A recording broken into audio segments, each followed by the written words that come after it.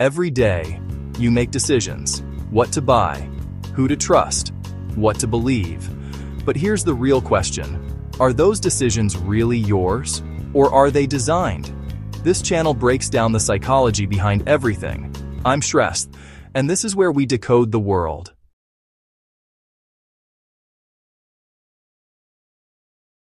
I discovered something disturbing hiding right in plain sight. We look at the apps on our phones and we just see tools, right? Little services designed to make our lives easier.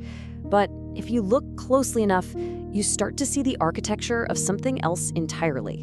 In this explainer, we're going to deconstruct the ride-hailing giant Uber, because Uber didn't just build a better taxi service.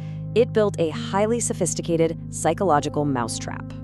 I really want you to think about that for a second. For years, we thought the product was the ride. But the ultimate product, the actual thing being engineered, optimized, and ultimately sold, was the rewiring of our daily habit. It's an absolute masterclass in how technology can quietly change exactly how we think. Section 1. The addiction to convenience, remembering the magic. To truly understand how this happened, we have to start with the wonder of it all. Let's just rewind for a moment. Think about what getting a ride actually used to be like. You'd stand on a cold street corner, arm raised, just hoping an empty cab would drive by. If you called a dispatch center, 15 minutes was a wild guess, not a promise. And once you were finally inside, you just watched that meter tick up with this knot in your stomach. Do I have enough cash? Is the credit card machine actually broken? It was a system built entirely on uncertainty and friction. And then the app arrived. Suddenly, you tapped a button and a digital promise headed right for you. No fumbling for wallets. The transaction was completely invisible. Uber wasn't just selling rides. It was selling certainty. It was selling control. It wiped out the friction of the old way, and in doing so, it planted the seeds of a new kind of addiction. The addiction to convenience. And looking at this loop brilliantly illustrates exactly how it hooked us. The desire, the action, and the reward were all squeezed into this tight, incredibly satisfying cycle. The cue, I need a ride. The routine, open the app. The reward, instant gratification. We were all so intensely focused on the real-world problems it was solving that we completely missed the sophisticated system of behavioral control being built right around us. Section 2, manufactured urgency, the first crack in the facade. But magic always comes at a price, and for most of us, the very first time that magic sputtered was with the introduction of surge pricing. Suddenly, this totally predictable app turned into a hostile slot machine. Your $15 ride was suddenly $45. Now, the public explanation is always simple economics, right? Supply and demand, a relief valve for the marketplace. But functionally, that ignores the powerful psychology at play.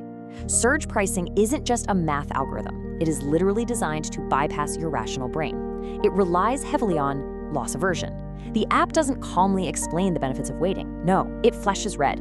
It whispers to you, prices may increase, or only 2 drivers nearby. It triggers a panic-based decision. It creates a sudden manufactured urgency.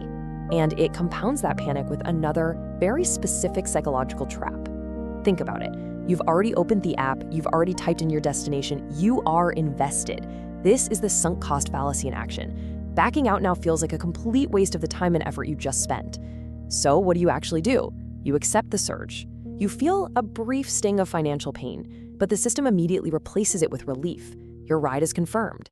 The app used your brain's own wiring against you to extract a higher price, and you accepted it. Section 3. Manipulating the wait, the psychology of the map. Once you start seeing the strings being pulled, you realize the entire experience is engineered this way.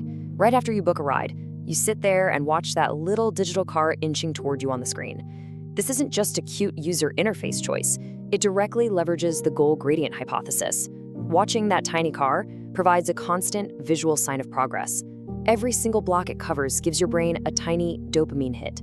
It turns frustrating, idle waiting into active monitoring. It basically gives your anxiety a pacifier.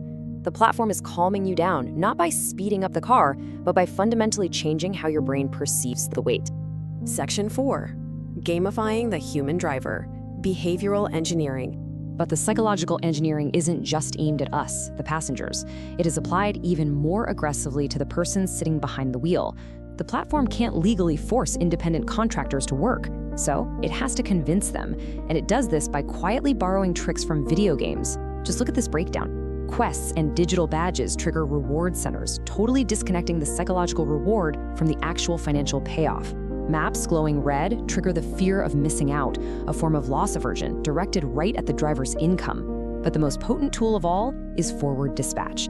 Before a trip even ends, the app lines up the next one. It requires an active, conscious choice to reject the work, creating a seamless flow that perfectly exploits human inertia.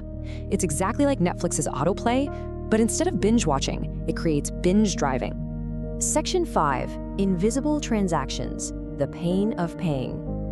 The final pieces of this operational puzzle revolve around how the system quietly handles your money and your data. The pain of paying is a very real, documented psychological phenomenon. Physically handing over $20 bills makes you acutely aware of what you are spending. By making the transaction totally invisible, by keeping your cards silently on file in the background, the app engineered this pain away completely. It intentionally drops your sensitivity to the price, ensuring you don't overthink the cost, tightly reinforcing the habit. Section 6, Emotional Surveillance, the low battery theory. But removing the friction of payment is one thing. How the system tracks our vulnerability is something entirely different. In 2016, the company's own former head of economic research, Keith Chen, revealed a deeply unsettling correlation in their data. Users with a dying phone battery, say 12% at 1 a.m., were far more willing to accept high surge pricing than someone with 84% battery in the middle of the afternoon. Their desperation literally made them compliant. Now, the company fiercely denies actively using battery life to raise prices, but the crucial, undeniable point is they know. They possess a data-driven understanding of exactly when we are at our most vulnerable. Which brings us to a quiet, somewhat uncomfortable realization. We really have to ask ourselves where the line is. Remembering your home address so you don't have to type it? That's helpful. But building a background profile that predicts your emotional state, your desperation, and your willingness to pay, that crosses the line from a convenient service into manipulation. Section 7, the creation of Gen Uber. Addiction to instant gratification. When you pull back and look at this system as a whole, you start to see the massive behavioral shift it has actually caused. It helped create an entirely new type of consumer. This isn't just a list of clever app features. This is a highly cohesive machine. It removes all friction. It manipulates how we perceive time. It weaponizes loss aversion against riders, and it gamifies the labor of drivers. It conducts quiet emotional surveillance. This system trained a generation to expect instant gratification in absolutely everything. Food delivery, groceries, entertainment. Waiting has literally become psychologically intolerable for us. And this is the profound reality. This isn't just a story about taxis anymore. It is a story of technology actively rewiring human behavior.